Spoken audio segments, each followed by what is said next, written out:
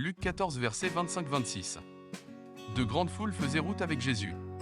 Il se retourna et leur dit, « Si quelqu'un vient à moi, et s'il n'est pas son père, sa mère, sa femme, ses enfants, ses frères et ses sœurs, et même sa propre vie, il ne peut être mon disciple. » Fais attention pour ne pas oser penser que Jésus veut dire par là que tu dois détester tes parents ou même détester ta propre vie.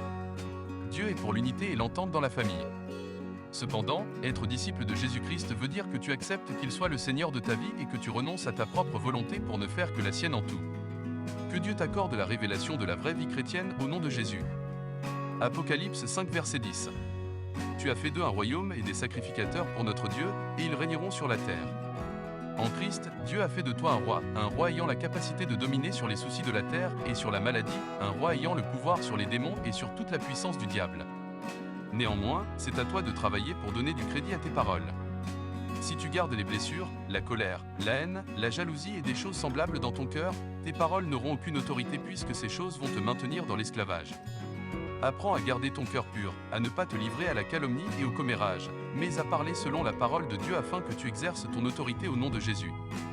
1 Timothée 6 verset 12.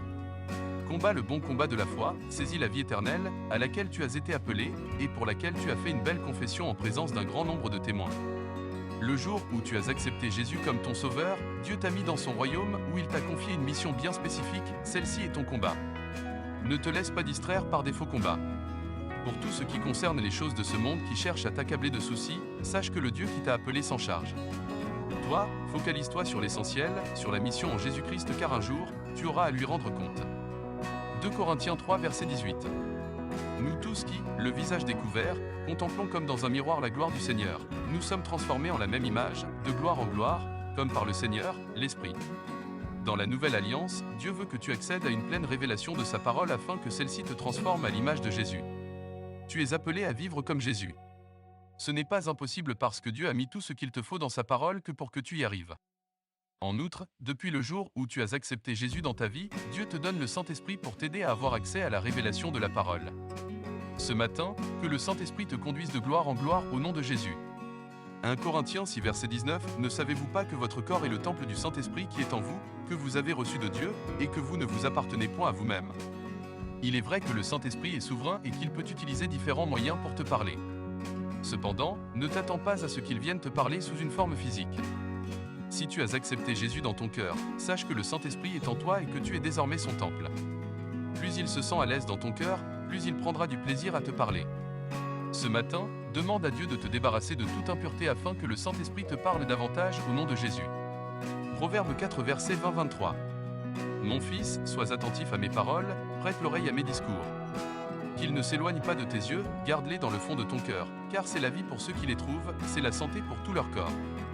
Garde ton cœur plus que toute autre chose, car de lui viennent les sources de la vie. Lorsque ton interlocuteur ne prête plus d'attention à ce que tu dis, il est tout à fait logique que tu arrêtes de parler. De même, lorsque tu fais fi des paroles du Saint-Esprit, ne t'attends pas à ce qu'il continue en monologue.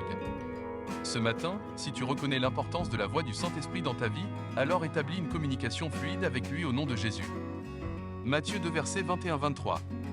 Joseph se leva, prit le petit enfant et sa mère, et alla dans le pays d'Israël.